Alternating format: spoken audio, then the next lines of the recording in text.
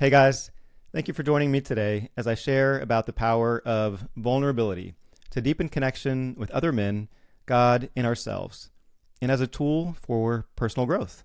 My name is Jason Mellard. I am a certified high-performance coach, writer, and the founder of Own Your Identity. I am committed to empowering men to live beyond their unwanted same-sex attractions and into their purpose through the power of Christ and for the glory of God. In my life, I have desired camaraderie with other guys, but feared the vulnerability that would require. I remember in youth group at a new church, I observed guys shooting hoops in the gym, laughing together on the church pews, and sharing dating stories. I smiled my winning smile, puzzled on how to converse, and stunned myself when I scored a basketball goal, ready to brush up on my high five skills. I felt like I was on the outside looking in, calculating how to insert myself into the life of the seemingly carefree guys. I was in my head, filtering life through my insecurities and expectations, not living in the moment, something I didn't even know how to do. Back in my room at home, I felt lost and alone. I've always desired close connection with other guys I felt separate from, but I didn't know how to achieve it. And here were a few hang-ups. I wasn't comfortable with or accepting of myself. I didn't know how to be real, and connection requires authenticity. I feared rejection. And I let my unwanted attractions to guys keep me at a distance from them. With those stacked against me, attempts at connection were quite vulnerable. It was easy for rejection to make cracks in my frail identity. What advice would I give that younger version of myself? Well, I would say, first, observe life exactly how it is and seek to remove any judgment from it. I could be unsatisfied with my lack of social skills, but I didn't have to tell myself that something was wrong with me. Second, ask God to help you accept life just as it is. You can even accept that you don't want to accept it. It's hard to enjoy life or believe that something better is possible when you believe that it must look different. I can desire close relationships with other guys, but I don't have to let them be a prerequisite to living and loving life now. When I move forward from a place of fullness rather than lack, it's easier to grow and take courageous action. Third, practice vulnerability. Start by being vulnerable with yourself. Be honest with yourself about your feelings, disappointments, and true desires. Journaling is a great way to do that. If you're not in the habit of journaling, start now. Be vulnerable with God. This one was hard for me. I was scared of him.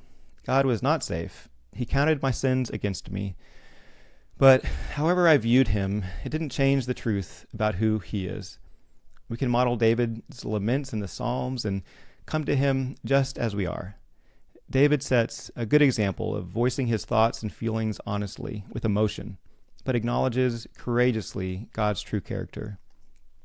Then, ask God to bring a safe person into your life to practice vulnerability with. Early in my recovery journey, God brought a disarming man into my life who listened, supported me, and shared his wisdom. The experience gave me confidence to be open with others and risk showing up authentically. Healthy intimacy with other men is a beautiful part of God's design for growth and flourishing. Until my mid-20s, though, I didn't have a good understanding of what that could look like. I greatly desired to be a part of the man club I had obsessed about and observed from the sidelines, but it always felt out of reach. I copied the behavior, appearance, and mannerisms of guys that appeared confident and at ease. I would smile until my cheeks hurt when I believed that is all I had to offer. But my best efforts only reinforced my belief that I was deficient as a man. Until I learned to be authentically me, even when it was uncomfortable, attempts at lasting intimacy proved futile. Rather than reach for the man card I didn't believe I possessed, I needed to recognize I had it all along, honor and love myself just as I was, and share and surrender my deep desire for connection with other men to God, trusting that he would provide it in his timing in a way that was perfectly designed for me. Here are 10 steps I took to grow in authenticity, vulnerability, and connection with men. 1, like I mentioned, I learned to love myself exactly as I was and receive God's love while holding space for a greater vision of myself and healthy intimacy with other guys. I understand that's easy to say but hard to do. It was a long process with assistance by caring mentors. 2, I grieved the close connection with men that I longed for but didn't experience. That was very healing. 3, I honored my desire for intimate connection with guys rather than shaming myself for wanting it badly or not experiencing it. 4, I took a close look at the thoughts I had regarding my place in the realm of men, identified the lies and underlying false beliefs, and replaced them with truth. This took learning new skills of productive reflection and mindfulness. 5, I imagined what it would feel like to be confident and at ease, and decided I was a person who possessed those qualities already. That was powerful. 6, I got clear on what type of guys I wanted to connect deeply with and what I wanted the relationship to look like. I didn't have to get the approval, or connect with every guy.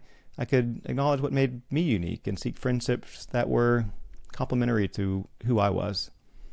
7, I allowed myself to appreciate the guys I'd admired without taking inventory of how I didn't measure up. I didn't always know what to say or how to act, but I could enjoy the moment and the men God brought into my life, choosing not to focus on how I might be perceived or if I might be rejected. I could decide just to relax. 8, I chose to believe that no matter what, other men were better off when I was around. Okay, that is huge. Other men were always better off when I was around. I decided to believe it, even if it didn't feel true. Even if I didn't help the team win, contribute much to the conversation, or have the mannerisms and way of speaking that I thought I needed, they were better off for my presence. I am an image bearer of God, and that alone makes me immensely valuable. 9, I chose to be vulnerable in sharing my story with men who had shown themselves to be trustworthy and supportive, even when I was scared. And I cheered myself on for the courage that I displayed. 10, lastly, I let go of expectations and enjoyed each day of the journey to greater intimacy and vulnerability, no matter the result.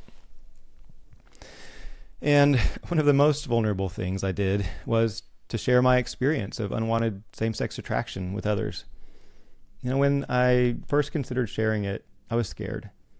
I would be exposing a part of myself I had kept hidden. And why did I keep it hidden? Because I decided it meant I was uniquely flawed, that others would treat me differently, shun or judge me, and that saying out loud, it would mean that it was real. But it was a big part of my life. I couldn't ignore it. It overwhelmed my body at times and took up a lot of space in my mind. Plus, I had no idea what to do with it. I needed some support and guidance. We are relational beings.